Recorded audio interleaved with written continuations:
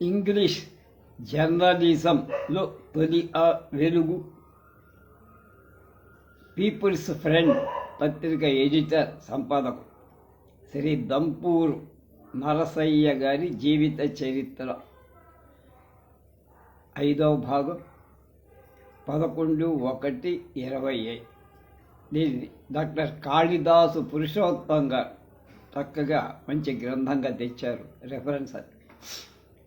మద్రాసులో నరసయ్య గారు ఏర్పాటు చేసిన సంస్కార భోజనం 1882 నాటికి మద్రాసు పత్రికలో నరసయ్యను సంస్కర్తగా గుర్తించి జూలైలో మద్రాసులో ఏర్పాటైన ఒక సంస్కార భోజనంలో ఆయన పాల్గొన్నారు.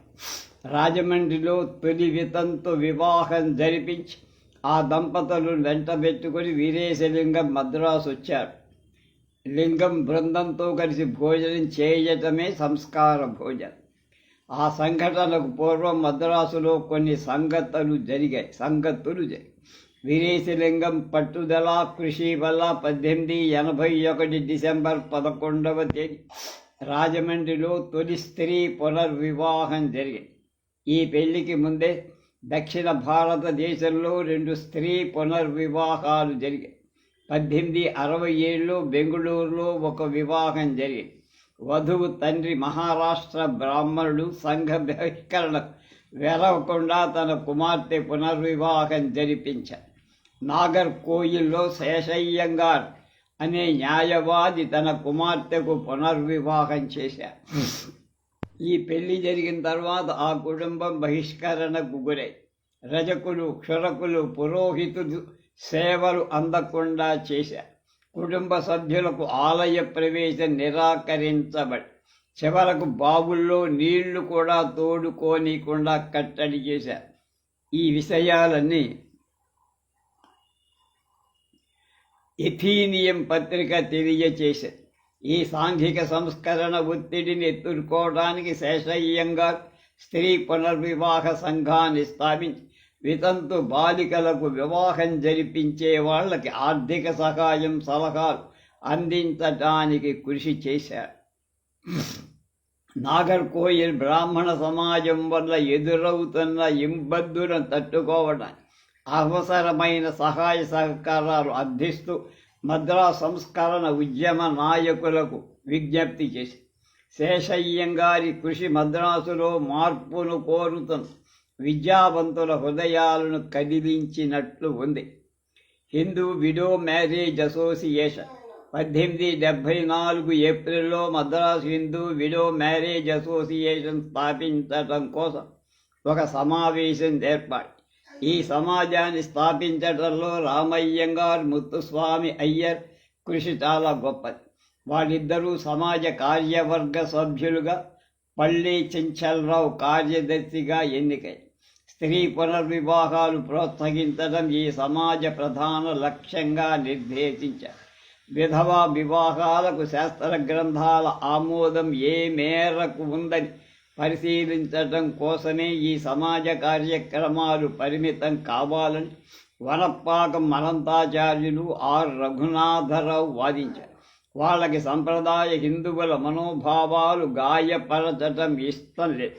సభ్యులలో అధిక సంఖ్యాకులు ఈ ప్రతిపాదనలు తిరస్కరించటం వల్ల వీళ్ళిద్దరూ సమాజంలో సభ్యులుగా చేరల. Madras Hindu widow marriage association సభ్యులు వితంతు వివాహాలు శాస్త్రసమ్మతం అయితేనే విజయవంతం అవుతాయని విశ్వసించారు. ఈ దిశలో వితంతు వివాహాలకు అనుకూలంగా ఉన్న శాస్త్ర గ్రంథాలలోని విషయాలు ముందుగా ప్రచురించడానికి పూనుకొలు. అప్పటికి ఈ సంస్కరణవాదులు కుల వ్యవస్థను వ్యతిరేకించల, వర్ణాంతర వివాహాలను ప్రోత్సహించనూ లేదు. హిందూ విడో మ్యారేజ్ అసోసియేషన్ ఈ పరిమిత లక్ష్యాలు కూడా కార్యరూపం దాల్చాల. హిందూ సమాజం నుంచి వీళ్ళకి ఎటువంటి ప్రోత్సాహం రాల. ఈ సంస్థ కార్యక్రమాలన్నీ వెనకబడిపోయి మద్రాసు విడో మ్యారేజ్ అసోసియేషన్ సభ్యులకు పట్టుదల లేదని, ఇంగ్లీష్ అధికారుల మెప్పు కోసమే ఈ సమాజాన్ని స్థాపించారని విమర్శలు వచ్చాయి. ఈ సమాజ సభ్యులు బహిరంగ సభల్లో, పత్రికల్లో వ్యక్తపరచిన ఆశయాలు ఆచరణలో పెట్టలేకి పిరికి వాళ్ళనే మాటలు వచ్చాయి. అసలు సంగతి ఈ సంస్థ సభ్యులు సంప్రదాయవాదులతో ముఖాముఖి తలపడటానికి ఇష్టపడ మద్రాసు బ్రాహ్మణుల్లో ఎక్కువ మంది బాల్య వివాహాలు నిరసించిన వాళ్ళే అయినా ఆచరణలో సంప్రదాయాన్ని ఉల్లంఘించిన వాళ్ళని ఉపేక్షించకుండా నిర్దాక్షిణ్యంగా శిక్షించారు. రంగనాథ శాస్త్రి, ముత్తుస్వామి అయ్యర్, రామయ్యంగార్ వంటి విద్యాధికులు గొప్ప గొప్ప ఉద్యోగాలు చేస్తున్నవారు కూడా మూఢనమ్మకాలను దుష్ట సంప్రదాయాలని ఎదిరించటానికి జంకుతున్నారని, బాధ్యతల నుంచి తప్పుకుంటున్నారని పత్రికలలో విమర్శలు వచ్చాయి. వీరు సంస్కరణకు అనుకూలమే అయిన సంప్రదాయవాదులను నొప్పించకుండా మార్పు తీసుకురావాలని ప్రయత్నం చేస్తారు. 1875లో మద్రాసు విడో మ్యారేజ్ అసోసియేషన్ వితంతు వివాహాల మీద ఒక సభ జరిపి పరవస్తు వెంకటరంగాచార్యులు విశాఖపట్నం నుంచి సభకు రావటమే కాక స్త్రీ పునర్వివాహం శాస్త్ర సమ్మతమని విమర్శిస్తూ పుస్తకం రాసి ప్రచురించారు. అంతకంటే ముందే బందర్ పత్రిక పురుషార్థ ప్రదాయినిలో వితంతు వివాహాలను సమర్థిస్తూ వ్యాసాలు వచ్చాయి. వేద సమాజ పత్రిక తత్వబోధినులు కొన్ని వ్యాసాలు వచ్చాయి. వీరేశలింగం స్త్రీ పునర్వివాహాలు సమర్థిస్తూ అనేక వ్యాసాలు రాసి ప్రజాభిప్రాయాన్ని అనుకూలంగా పరచటానికి ప్రయత్నించారు. పాత తరం సంస్కరణవాదుల్లో రంగనాథ శాస్త్రి చనిపోయారు. రామయ్యంగారు తిరువాన్పూర్ దివాన్ పదవి అంగీకరించి మద్రాసు వదిలారు.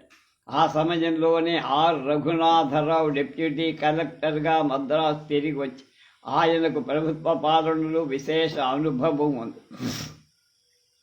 మద్రాసులో అడుగు పెట్టగానే సంస్కరణ ఉద్యమంలో మనస్ఫూర్తిగా నిమగ్నమయ్యి ధర్మశాస్త్రాలను క్షుణ్ణంగా అధ్యయనం చేయటంలో ఆయన సంస్కరణ మీద ఆసక్తి పెరిగింది.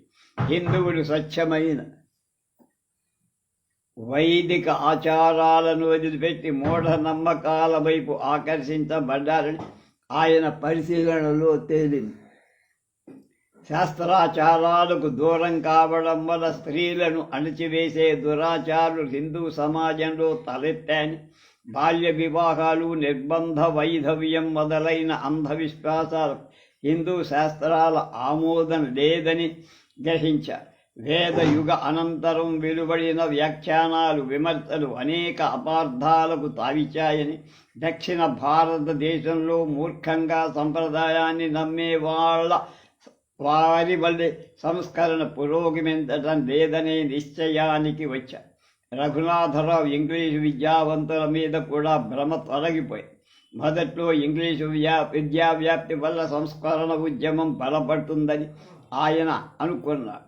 ఇంగ్లీషు విద్యా వ్యాప్తి అది తర్వాత ఇంగ్లీష్ నేర్చిన యువకులు పాశ్చాత్య సంస్కృతి మోజులో తమ మతాన్ని, జీవన విధానాన్ని త్వరకర చేసి తృణీకరిస్తున్నారని, విగ్రహారాధనను నిరాకరించి నాస్తికులుగా మారుతున్నారని అభిప్రాయపడ్డారు. ఈ యువకులు అభిలషిస్తున్న తీవ్రమైన మార్పులు హిందూ సమాజానికి చేర్పు చేస్తాయని, శాస్త్ర గ్రంథాల ఆధారంగా నిర్మాణాత్మకమైన మార్పులు తీసుకొని రావచ్చని విశ్వసించారు. ఆయన సంస్కరణ అనే మాటను కూడా వాడటానికి ఇష్టపడరు. దానికి బదులు మన జీవితానికి సంబంధించిన ప్రాచీన సూత్రాలు అని వాడుక చేశారు. శాస్త్రం ఆమోదం లేకుండా హిందూ సమాజాన్ని మార్చడం సాధ్యం కాదని, సంప్రదాయవాదులను నొప్పించకుండానే సంస్కరణ మార్పు నిదానంగా రావాలని నిర్ణయించారు. మళ్ళీ చంచలరావు, మద్రాసు హైకోర్టు వకీలు సుబ్రహ్మణ్య అయ్యర్ మొదలైన ఆయన మిత్రులు ఈ అభిప్రాయాలను సమర్థించారు. వీరి ఆలోచనలతో ఏకీభవించిన వారు హేతువాదులుగా ముద్రపడ్డారు. ఈ వర్గం వారు మార్పుకు తర్కం, ఇంగిత జ్ఞానం పునాది కావాలని భావించారు. నరసయ్య ఈ భావజాలానికి చెందినవాడని అనిపిస్తోంది. రఘునాథరావు మద్రాసుకు రావటంతో హిందూ మ్యారేజ్ అసోసియేషన్ పునరుద్ధరింపబడి ఆయన అభిప్రాయాలతో ఏకీభవించేవాళ్ళు సంస్థలో ప్రధాన కార్యకర్తలై రఘునాథరావు అధ్యక్ష పదవి చేపట్టాడు. 10 ఏళ్ల కన్నా తక్కువ వయసు గల బాలికలకు వివాహం చేయటానికి ఈ సంస్థ అంగీకరించాల. వివాహమై కొంతకాలం సంసారం చేసిన స్త్రీలకు వేదమంత్రాలు పునర్వివాహం అంగీకరించలేదని, కంజలైన వితంతువులకు మాత్రమే శాస్త్ర వివాహం విధిని అంగీకరించినట్టు ఈ సంస్థ అభిప్రాయం. వితంతువులు పునర్వివాహం చేసుకుంటే తొలి భర్త ఆస్తి మీద హక్కు పోతుందనే కారణంతో వితంతు బాలికల పునర్వివాహాలకు కన్నవాళ్లే అడ్డుపడుతున్నారని, అందువల్ల 1856 హిందూ వివాహ చట్టాన్ని సవరించాల్సి వస్తుందని ఈ సంస్థ భావించింది. ఉత్తర సర్కార్ జిల్లాలలో వీరేశలింగం ప్రారంభించిన వితంతు పునర్వివాహ కార్యక్రమంతో ప్రేరణ పొంది వితంతు వివాహాలు కుదిర్చిన వాళ్ళకి, అర్హులైన కన్యల వివరాలు తెలియచేసిన వాళ్ళకి ఆర్థిక సాయం అందించేందుకు ఈ సంస్థ ముందుకొచ్చి ప్రజాభిప్రాయాన్ని సంస్కరణలకు అనుకూలంగా మలచడలు రఘునాథరావు ఆయన మిత్రుడు ఈ సంస్థ ద్వారా కృషి చేశారు. వీరేశలింగం తొలి వితంతు వివాహం జరిపించిన 4వ రోజే 2వ వితంతు వివాహం జరిపించారు. దాంతో రాజమండ్రి సంప్రదాయ బ్రాహ్మణ వర్గం వీరేశలింగం మీద చర్య తీసుకుంది. ఈ వివాహంతో ప్రమేయం ఉన్న ప్రతి ఒక్కరిని విలేసి స్థానిక పీఠాధిపతి సంస్కరణవాదులను విడివేస్తూ పత్రికలు పంపారు. వీటిని ఎదుర్కొనే శక్తి లేక కొందరు ప్రాయశ్చిత్తాలు చేసుకున్నారు.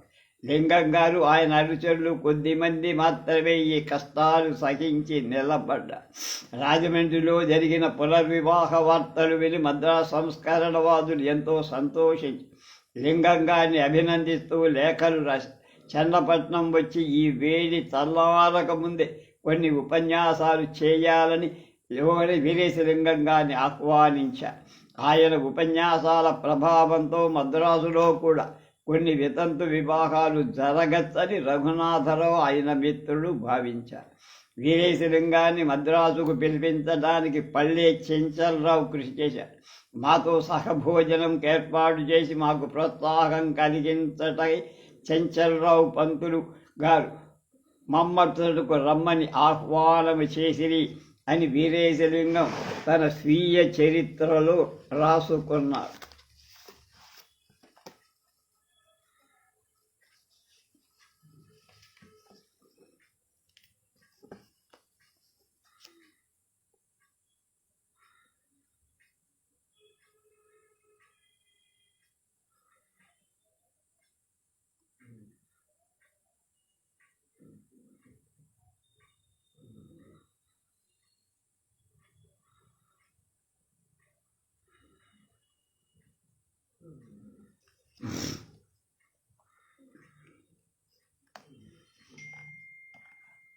వీరేశలింగం మద్రాసు రాక వల్ల అక్కడ పునర్వివాహ ఉద్యమం బలపడటమే కాదు, ఆయనతో సహపంక్తి భోజనం చేసి ఆయనను బ్రాహ్మణుడిగా అంగీకరించడం కూడా మద్రాసు విడో మ్యారేజ్ అసోసియేషన్ వారి ఆలోచన.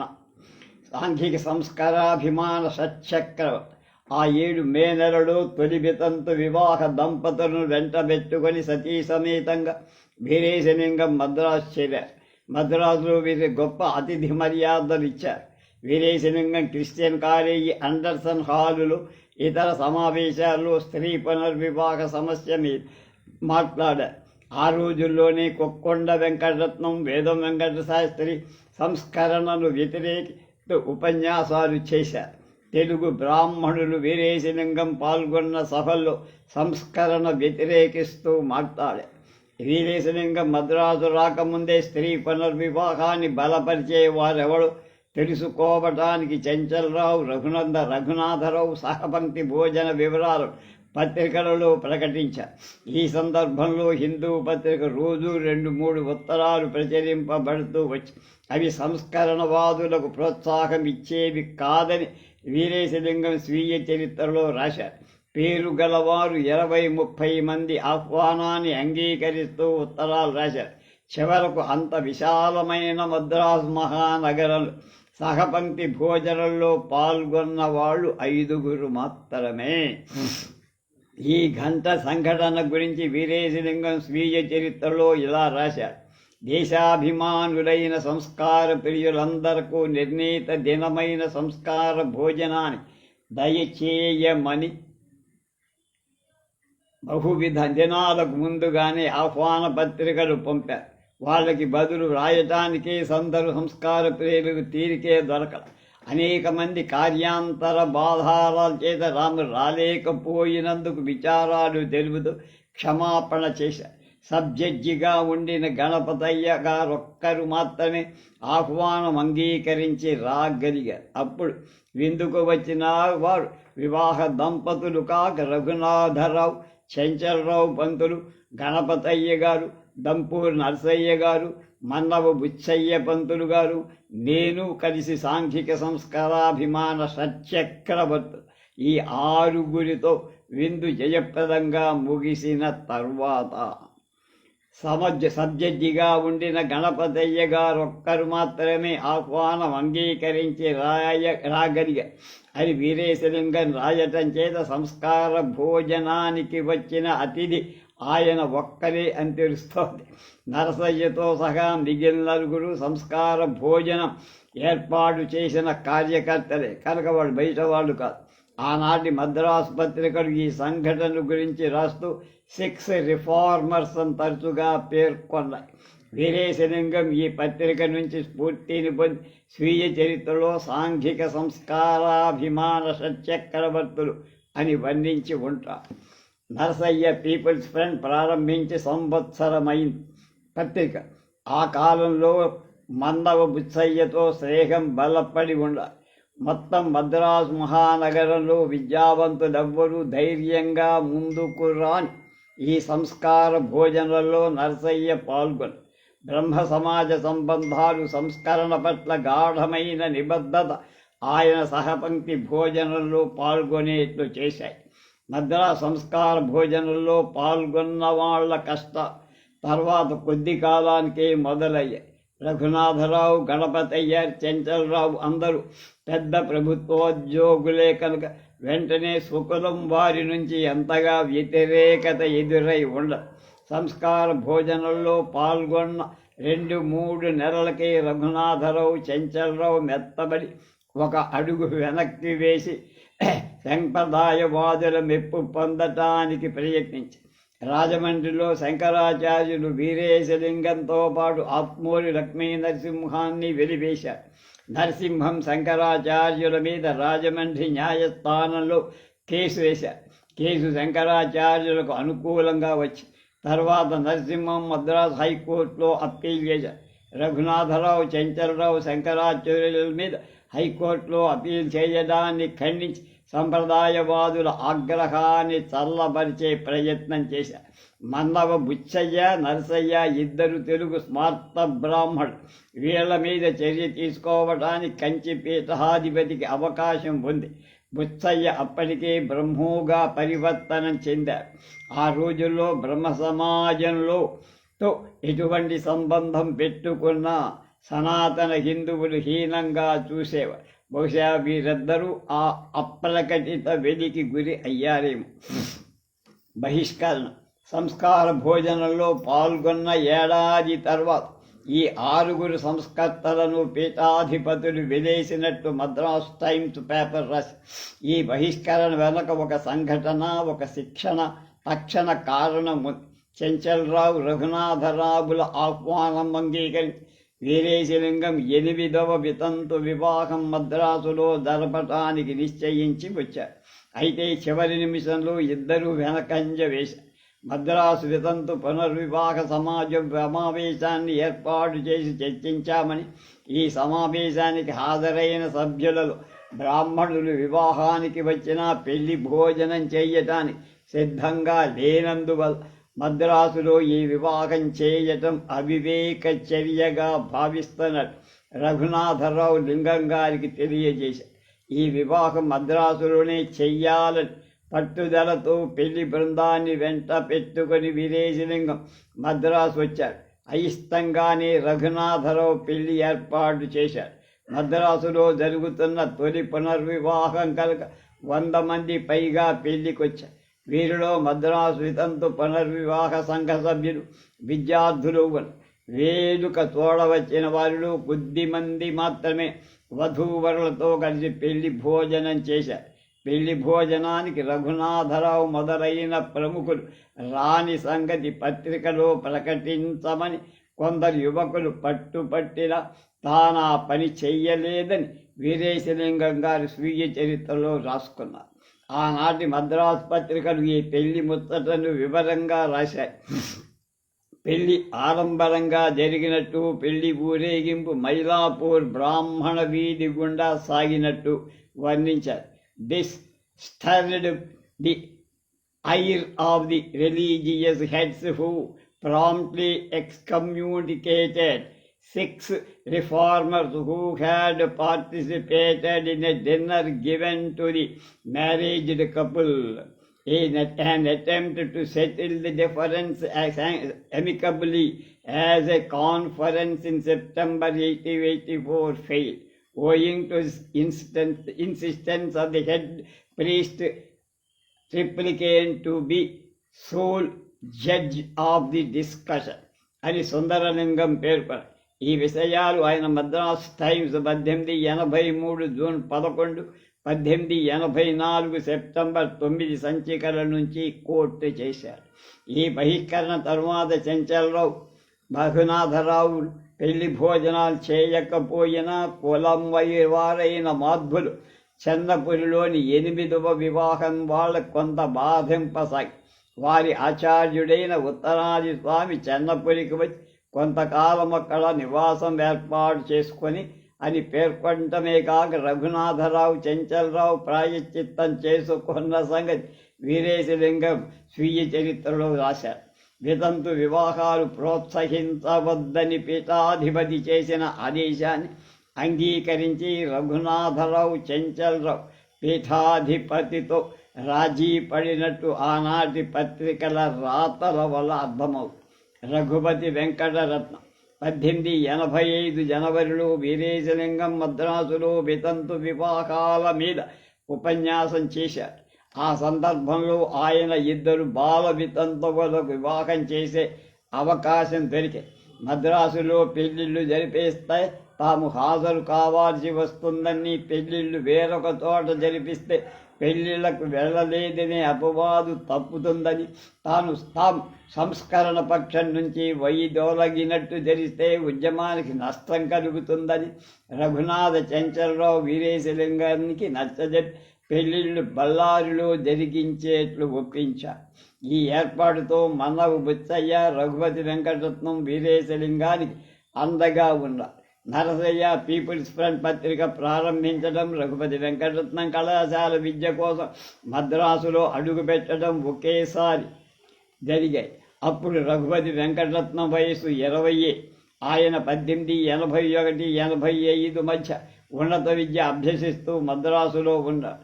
1881లో FA చదువుతూ పండిత శివనాథ శాస్త్రి ఉపన్యాసాలు విని బ్రహ్మ సమాజం వైపు ఆకర్షించబడినట్లు బ్రహ్మ సమాజ కార్యకర్తగా పరివర్తన చెందటంలో మన్నవ బుచ్చయ్య ప్రోత్సాహం ఉన్నట్లు ఆయన ఆత్మకథలో వివరించారు. వెంకటరత్నం కళాశాల విద్య కొనసాగిస్తూనే బ్రహ్మ సమాజ ఆశయాలను ప్రచారం చేశారు. బ్రహ్మ సమాజ భవన నిర్మాణానికి కృషి చేశారు. సాంఘిక స్వచ్ఛతా ఉద్యమం ప్రారంభించి ముందుకు తీసుకువెళ్ళారు. వ్యక్తిగత జీవితంలో నిర్మలమైన నడవడిక, మద్యపానానికి దూరంగా ఉండటం, కళావంతుల వ్యవస్థ రద్దుకు కృషి చేయటం ఈ స్వచ్ఛతా ఉద్యమం ప్రధాన ఆశయ. ఈ ఉద్యమం బలపడి ప్రెసిడెన్సీలో ఇతర పట్టణాలకు వ్యాపించింది. వెంకటరత్నం మద్రాస్ క్రిస్టియన్ కాలేజీ నుంచి పట్టా పుచ్చుకున్న తరువాత సంవత్సరం పాపుడు ది పీపుల్ ఫ్రెండ్స్ బ్రహ్మప్రకాశిగా ద ఫెలో వర్కర్ అనే పత్రికా వ్యాసంగం కొనసాగించాడని 50 ఏళ్ల క్రితమే డాక్టర్ వి రామకృష్ణారావు రికార్డు చేశారు.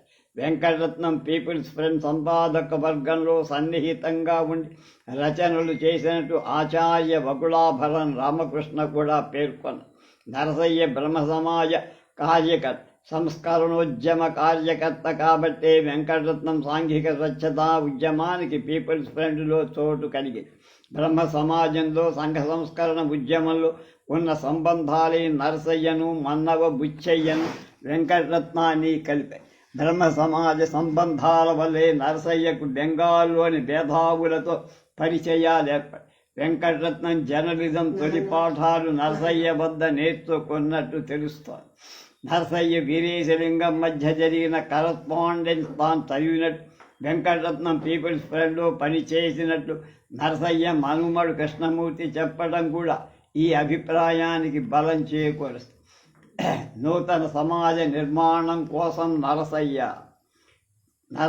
బ్రహ్మ సమాజ వార్తలను, సంస్కరణ ఉద్యమ వార్తలను, మహిళాభ్యుదాయానికి సంబంధించిన వార్తలను పీపుల్స్ ఫ్రంట్తో తరచుగా ప్రచురిస్తున్నట్టు నిరూపించడానికి ఆధారాలు 1883 డిసెంబర్ 1వ తారీఖు సంచికలు ఇటువంటి విషయాలు కలిపి కేశవచంద్రసేన్ ఆరోగ్యం మీద ఒక వార్త.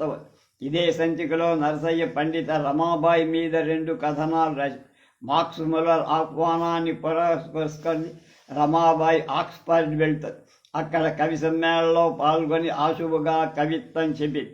ఆమె అసాధారణ ధారణాశక్తి, నిర్దిష్టమైన సంస్కృత భాష ఉచ్చారణ ఆక్స్ఫర్డ్ మేధావులు అబ్బురపాటు చెందారు.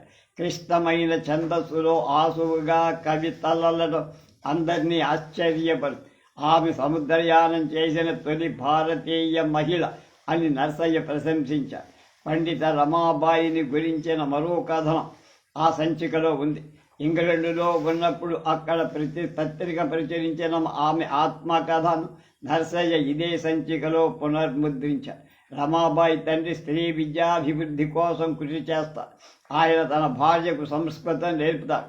కుమార్తె రమాబాయి విదుషీమణి అవుతుంది. బాల్య వివాహాలు విద్యాభ్యాసానికి ఆటంకమనే కారణంతో తల్లిదండ్రులు తనకు బాల్య వివాహం చెయ్యలేదని ఆమె చెప్తుంది.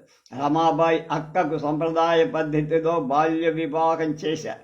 ఆ వివాహం విఫలమైపోయింది. రమాబాయి కథ చివర ఈ అంశాలను ప్రస్తావిస్తూ నరసయ్య పాఠకులకు ఈ విధంగా విజ్ఞప్తి చేసి, "We hope this will have the effect of stipulating the encouraging the majority of Hindu fathers to stamp out the system of early marriages from this country.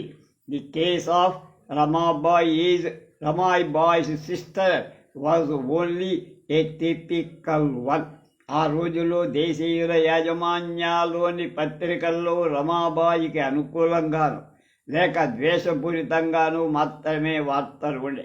1886 January 30 peoples front సంచికలో రఘునందర్రావు వనపాకం అనంతాచార్యులు హిందూ వివాహం మీద రాసిన చిన్న పుస్తకాలు, లింగంగారి రచనలు పీపుల్స్ ఫ్రంట్ లైబ్రరీ ద్వారా అమ్ముతున్నట్టు ప్రకటన.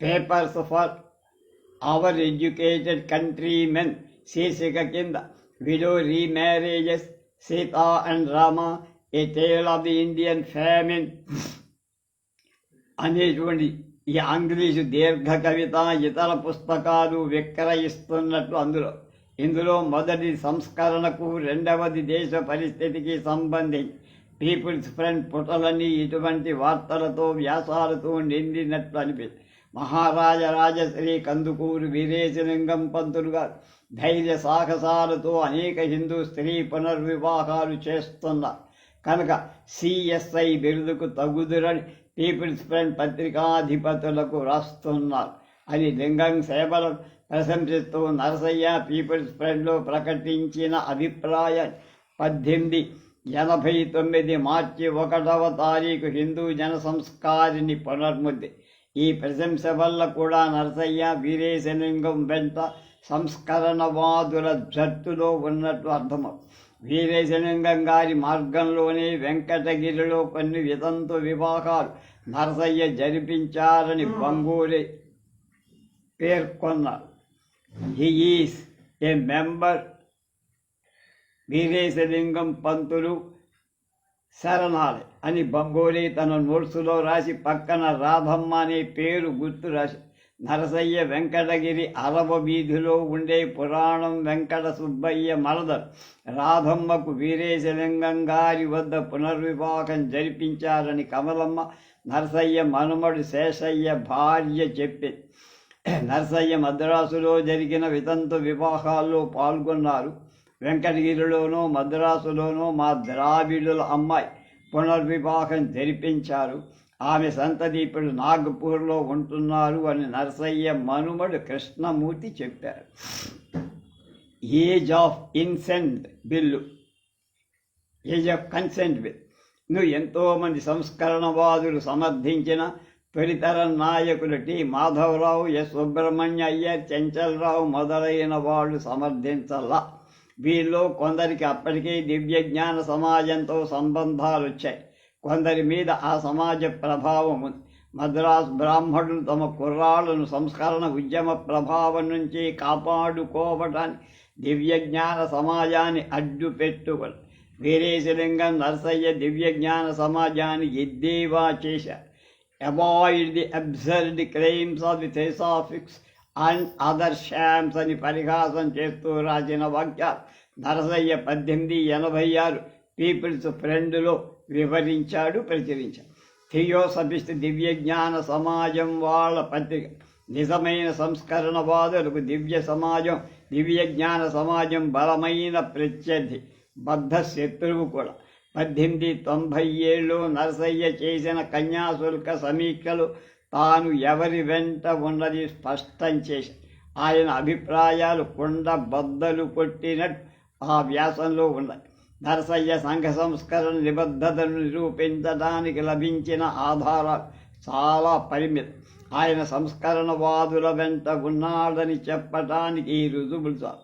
పీఠాధిపతుల బెదిరింపులు, బహిష్కరణకు నరసయ్య భయపడి ఉంటే పత్రిక సంస్కరణకు సంబంధించిన వార్తలతో నింపడం కానీ, వెంకటరత్నం రాసిన వ్యాసాలు ప్రచురించడం కానీ, వీరేశలింగాన్ని సిఎస్ఐ బిదురుతో సత్కరించమని ప్రభుత్వాన్ని అర్థించటం కానీ జరుగుతుందా అంటే జరిగి ఉండదు.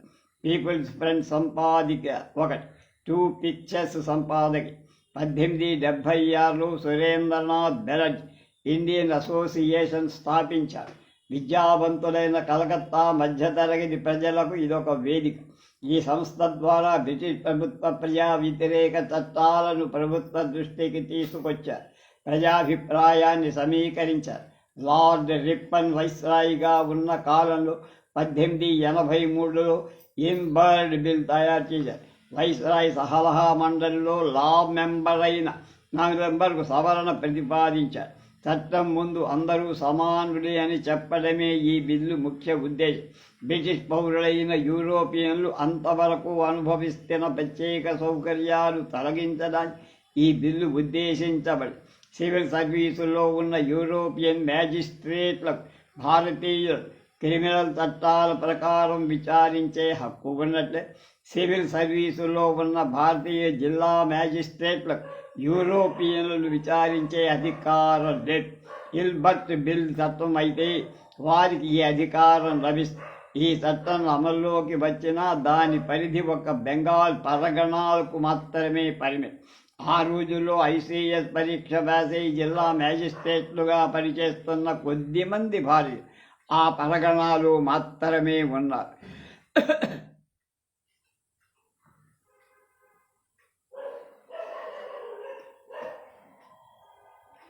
లార్డ్ రిప్పన్ ఇల్బర్ట్ బిల్లు ద్వారా న్యాయ వ్యవస్థలో ఉన్న అసంబద్ధతను తొలగించటానికి పూనుకున్నాడు. బెంగాల్ పరగణాలు, టీ తోటల యజమానులందరూ కూడా యూరోపియన్. వాళ్ళు భారతీయ కూలీలను హీనాతిహీనంగా చూసేవారు. దేశీయుల పట్ల జాత్యహంకారంతో ప్రవర్తించి అనేక రకాల వివక్షలు ప్రదర్శించారు. ఆయుధ చట్టం ప్రకారం దేశీయులు ఆయుధాలు కలిగి ఉండడం శిక్షార్హమైన నేరం.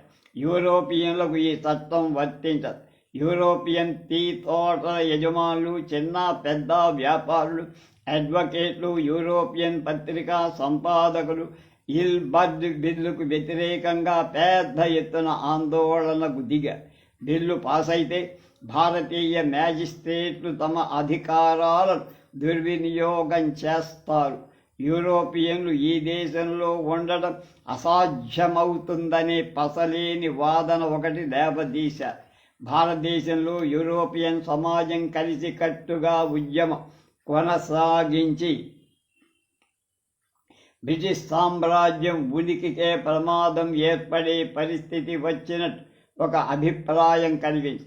భారతీయ మేధావులు, పత్రికలు, విద్యావంతులు హిల్బర్ట్ బిల్లును స్వాగతించారు. ఈ బిల్లును మార్పు లేకుండా యథాతథంగా ఆమోదించాలంటూ ప్రజాభిప్రాయాన్ని సమీకరించి బిల్లులో ప్రతిపాదించిన మంచి విషయాలను గుర్తించి భారతీయ పత్రికలు ఈ బిల్లు చట్టం కావాలని రాశాయి. పార్లమెంటులో మంత్రివర్గం మీద బిల్లు ఉపసంహరించుకోవాలని శ్వేతజాతీయులు తమ పలుకుబడినంతా ఉపయోగించారు. చివరకు కొన్ని సవరణలతో ప్రభుత్వం బిల్లు పాస్ చేసింది. ఇందులో భారతీయ నేరస్తులకు లేని కొన్ని ప్రత్యేక సౌకర్యం యూరోపియన్ నేరస్తులకు కలిగించారు. బిల్లుకు వ్యతిరేకంగా ఉద్యమం సాగించిన యూరోపియన్ వర్గాలు ఈ విధంగా తమ అజాత్యహంకార స్వభావాన్ని నిలబెట్టుకోగలిగాయి. దీంతో భారతీయులకు బ్రిటిష్ ప్రభుత్వం మీద ఉన్న భ్రమలు తొలగిపోయి వారి ఆత్మగౌరవం మేలుకొంది. హిల్బర్ట్ బిల్లుకు వ్యతిరేకంగా యూరోపియన్ వర్గాలు ఉద్యమం సాగిస్తున్న రోజుల్లో బిల్లు సవరణతో చట్టం రాబోతున్న సమయంలో 1883 డిసెంబర్ 1వ తేదీ పీపుల్స్ ఫ్రెండ్లో నరసయ్య 2 పిక్చర్స్ అనే పేరుతో ఒక సంపాదకీయం రాశారు. కలకత్తా టౌన్ హాల్ సభ 1883 ఫిబ్రవరి 28 కలకత్తా టౌన్ హాలు శ్వేత జాతీయులు పెద్ద ఎత్తున తెల్లవారు ఒక సమావేశం ఏర్పాటు చేశారు.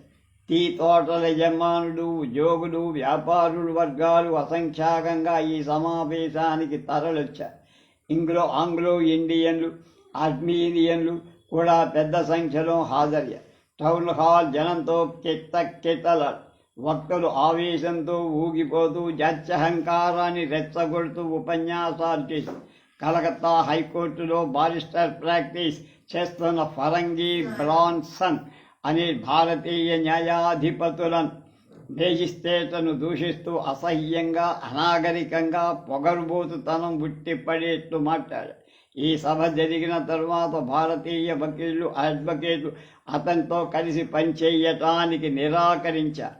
భారతీయ పత్రికలు ఆయన ఉపన్యాసం మీద తీవ్రంగా స్పందించాయి. బాన్సన్ తన వాడిన భాష సరైంది కానందుకు క్షమాపణ చెప్పాడు కానీ మాట్లాడిన విషయాలకు పశ్చాత్తాపం ప్రకటించలే. ఇతను ఇంగ్లాండ్ వెళ్ళినప్పుడు బర్మింగ్హామ్లో మర్యాదతో ధనిసనాడి కంఠస్వరంతో ఎంతో సంస్కారిగా మాట్లాడు. నరసయ్య 2 పిక్చర్స్లో బాన్సన్ వికృత విరుస్వరు నిజస్వరూపాన్ని భర్త బయలు చేశారు. హిందువులకు యూరోపియన్లకు మధ్య నెలకొని ఉన్న స్నేహాన్ని దురాగ్రహంతో భంగపరుస్తున్నాడని అతన్ని నిందించాడు నరసయ్య. ఈ సంపాదకీయం తెలుగులో అనువాదం. 2 చిత్రాలు. కొన్ని నెలల కిందట జరిగిన సంగతి. ఈ ఉపన్యాసకుడు కలకత్తా టౌన్ హాల్లో మాట్లాడుతూ బెంగాలీ బాబులను వట్టి సాడీకోర్లని, నీచులని, దుష్టులని హేళన చేశారు. వాళ్ళు వట్టి అవినీతిపరులైన మాయగాళ్ళని, అసమర్థులైన మహానైపుణ్యం ఉన్న వాళ్ళలాగా నటిస్తారని నిందించాడు. ఈ ఉపన్యాసకుడే బర్మింగ్హామ్లో వేదిక మీద తెలివిగా ఇంకో యుక్తి ప్రదర్శించాడు. ఈసారి టోకున తిట్లకు దిగల, మోతాదు మించకుండా అపహాస్యం చేశాడు. అసూయాపరుడైన కవి అలెగ్జాండర్ పోప్ తన మిత్రుడు ఎడిసన్ను మాటలతో వ్యంగ్యంగా ప్రస్తావించిన అస్పష్టంగా పొగడుతున్నట్టే నిందకు పూనుకొని మాకు ఈ 2 చిత్రాలు వినోదం కలిగిస్తాయి. పోలికల్లో బర్మింగ్హామ్ ఫ్రాన్స్కు, కలకత్తా బ్రాండ్స్కు పొంతనే లేదు. కలకత్తా బ్రాండ్స్ చలాకీగా కనిపిస్తాయి. మొక్కట్లు ఒకటే ఉన్న ధోరణి వేరుగా బిగిసిన పిలికళ్లతో, భయం కొలిపే హావభావాలతో, ఉద్రేకం, అపహాస్యం కళ్ళగలిపిన కంఠస్వరంతో, నిగ్రహం లేని తీవ్ర పదజాలంతో, నింద తొలగింపజేసే విశేషణాలతో కలకత్తా టౌన్ హాల్ ట్రాన్స్గ్రామ్ ఫోటోగ్రాఫ్ మన ముందు కనపడు.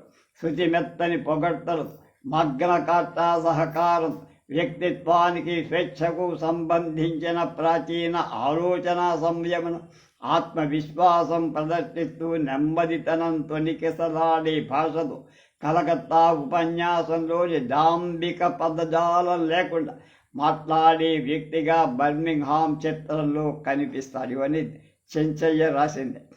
ఇంతకు అసలు ఈ బ్రాన్సన్ ఎవరు? ఇతగాడు కలకత్తా బార్లో సభ్యుడు. ఈ హోదా అతనికి ఎంతో గౌరవం కలిగి. ఇతను మద్రాసు వాడు. అక్కడే పుట్టి అక్కడే చదువు సంధ్యలు చేశారు. మొదట వెఫేరీ గ్రామర్ హై స్కూల్ అల్లో చదివారు. హాలీ కాలంలో డోబిటన్ కాలేజీలో విద్యార్థి. తర్వాత ఇంగ్లాండ్ వెళ్ళి తన సంగతి మద్రాసులో అందరికీ తెలుసు కదా. తెలివిగా కలకత్తా వెళ్ళి అక్కడ బార్లో సభ్యుడే. ఉగ్రి పెద్ద మనుషులు ప్రసిద్ధికెక్కిన తన ఉపన్యాసం విని పెద్దగా కేకలేస్తూ తమ సంతోషాన్ని వ్యక్తపరిచి సర్ చార్లెస్ ట్రెవిలియన్కు ఎంతో గౌరవప్రదమైన కూవన్ నది ప్రవహించే చెన్నపట్నంలో అయితే ఈ ఉపన్యాసాలు అస్సలు సహించి ఉండదు. అతని తండ్రి ఫారో అండ్ కోలో భాగస్వామి జాన్ బ్రూస్ నార్టన్ సంపాదకీయత్వంలో ఎథీనియం పత్రిక వెలువడుతున్న రోజుల్లో ఫారో అండ్ కో ఆ పత్రిక ప్రచురించేది. ఘనత వహించిన ఆ టౌన్ హాల్ శిశులో బర్మింగ్హామ్లో అశ్లీల భాగాలు తొలగించండి, నిర్దిష్టంగా రూపొందించబడి ప్రచురణ వంటి శిశురు అంతా చేస్తే మదరాసి తానిప్పుడున్న స్థితికి ఈ పట్టణం నుంచి ఎదిగినందుకు మేము ఎంతగానో గర్విస్తున్నట్లు ప్రకటిస్తున్నాం. తన గంభీరమైన వక్కులతో మగ్న కర్తా గురించి, ప్రాచీన హక్కుల గురించి ఉపన్యసించి కలకత్తా యూరోపియన్లను ఒక మసరాశిగా మంత్రముగ్ధులను చెయ్యలేదని తెలుసుకున్న పశ్చాత్తాపం వంటి భావం ఒకటి మాక్కడి. స్థిమితంగా ఆలోచించి ముసాయిదా బిల్లు మంచి చెడ్డలను అర్థం చేసుకోలేని మానసిక స్థితిలో ఉన్న శ్రోతలను ఉద్దేశించి జాతి ద్వేషం హృదయాల్లో నాటుకొని పోయి ఉద్విగ్న స్థితిలో ఉన్న శ్రోతలను ఉద్దేశించి తీవ్రమైన భాషలో ఈ బార్ సభ్యుడు చేసిన ఉపన్యాసం అగ్నికి ఆజ్యం పోసింది. డాన్సన్ స్వల్ప విషయాలు లేని ఆర్భాటం చేసి అనాగరికంగా ప్రవర్తించడానికి ఎటువంటి కారణం లేదని స్పష్టం. అలాగే ఈ దేశంలో జన్మించి ఎక్కడే విద్యాబుద్ధులు నేర్చి ఇంగ్లండులో వృత్తిపరమైన అర్హతలు సంపాదించుకున్నవాడు అవినీతి పరులైన బాబులను గురించి కలవారు చెందనవసరం లేదని అప్పటిదాకా తెలుసుకొని ఉండకపోతే ఇప్పుడైనా గ్రహించాలి. టౌన్ హాలు అతని ప్రవర్తన తాము ఉత్తమ జాతి వాళ్ళమని ప్రకటించుకునే గర్వంగా మేము భావిస్తాం. అతనికున్న నేపథ్యం వంటి నేపథ్యం నుంచి వచ్చి అతని మాదిరి విద్యాధికులయ్యేదే మాదిరి అదృష్టవంతులైన వ్యక్తుల్లో పొడచూపే గర్వంగా దీన్ని మేము భావిస్తున్నాం.